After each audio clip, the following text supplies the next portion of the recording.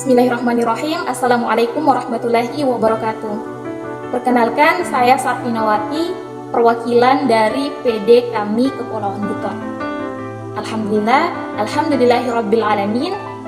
Segala puji bagi Allah Subhanahu wa Ta'ala yang masih memberikan saya kesempatan sehingga pada hari ini saya dapat menyelesaikan penugasan kedua, yaitu meresensi buku yang merupakan salah satu syarat mengikuti kegiatan Daurah Marhala 2 di Malang.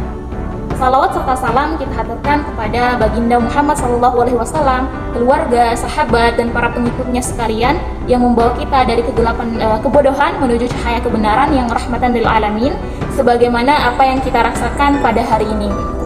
Adapun buku yang akan Sarfina resensi di sini berjudul Gerakan Perlawanan dari Masjid Kampus yang ditulis oleh Andi Rahmat dan Muhammad Najib, cetakan pada bulan 10 tahun 2007 yang diterbitkan oleh Saga di Surabaya dengan ketebalan 13 cm dan 174 halaman.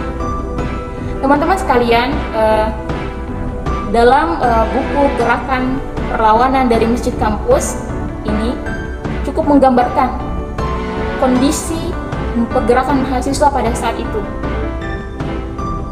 Dan dari buku ini memiliki arti penting dalam mengupayakan memperkaya sakofah kita, pemahaman kita tentang gerakan mahasiswa pada saat itu. Dan diharapkan dapat memberikan penjelasan tentang isu atau komentar-komentar keliru yang dituduhkan kepada gerakan mahasiswa yang dianggap menonjol dalam merespon isu-isu politik pada saat itu, tidak lain dan tidak bukan adalah Gerakan Kesatuan Aksi Mahasiswa Muslim Indonesia.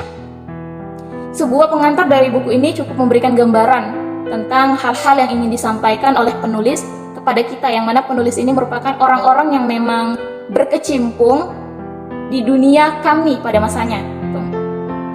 Dalam buku ini sangat menegaskan kepada kita tentang arti sebuah gerakan, teman-teman sekalian. Berbicara tentang pemuda, berbicara tentang mahasiswa, kita berbicara tentang pergerakan dan kontribusi dalam menghadapi perubahan gitu.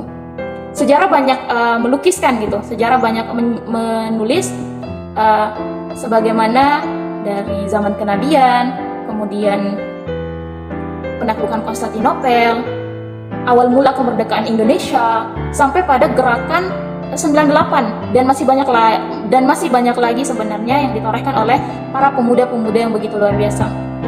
Sebagaimana gerakan Kesatuan Aksi Mahasiswa Muslim Indonesia yang diulas dalam buku ini menggambarkan sebuah peristiwa segelintir pemuda-pemuda yang lebih dikenal dengan generasi pencinta masjid mulai muncul atau kemudian hadir merespon kezaliman-kezaliman nyata yang terjadi dalam segala bidang kehidupan atas tindakan penguasa yang zalim, tindakan penguasa yang memang dirasa sudah keluar nih dari jalur yang semestinya.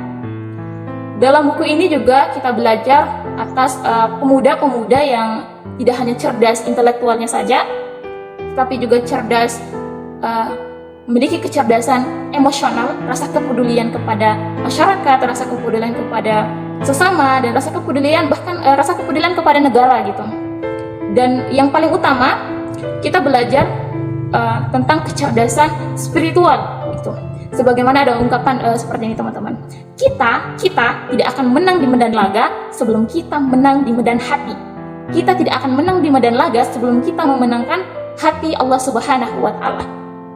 Sebagaimana yang digambarkan pada gerakan mahasiswa pada saat itu gitu. Mereka bukan hanya pintar intelektual saja, tapi mereka pintar secara emosional, pedulian, dan rasa cinta, rasa pengabdian, penghambaan kepada Allah Subhanahu wa Ta'ala.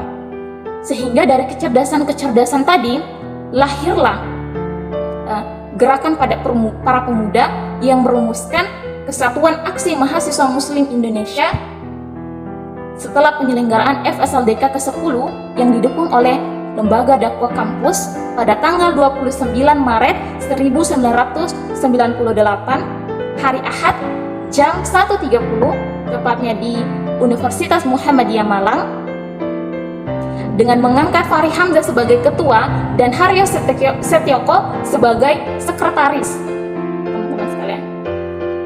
Sehingga teman-teman Sarvina sangat merekomendasikan nih buku ini untuk dibaca dengan judul Gerakan Perlawanan dari Masjid Kampus, terutama oleh kader-kader kami nih, agar kita bisa belajar sejarah, karena kita tahu bersama sejarah itu selalu berulang teman-teman sekalian. Sejarah selalu berulang, hanya zamannya saja yang berubah gitu.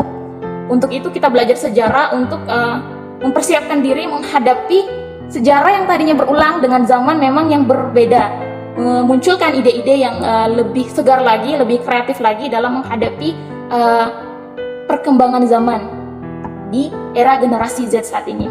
Dan sebelum Sarvina menutup video ini, Sarvina berpesan kepada para pemuda atau kita pemuda, marilah kita menjadi pemuda yang berani mengambil keputusan hari ini, tentu saja keputusan yang berkualitas untuk menentukan siapa kita dan bagaimana kontribusi kita di masa depan. Sekian dari saya, lebih dan kurangnya saya mohon maaf. Wassalamualaikum warahmatullahi wabarakatuh.